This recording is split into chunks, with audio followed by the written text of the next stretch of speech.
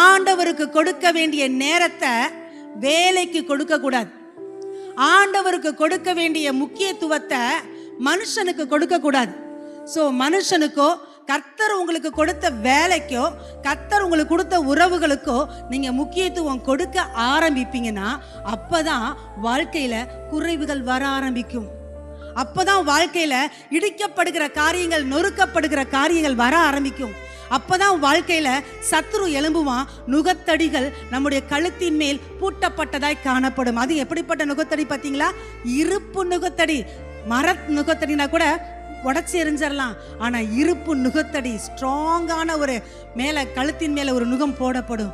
அடிமைத்தனங்கள் வர ஆரம்பிக்கிறது. இஸ்ரவேல் ஜனங்கள் கர்த்தரை விட்டு விட்டதுனாலதான் அடிமைத்தனம்.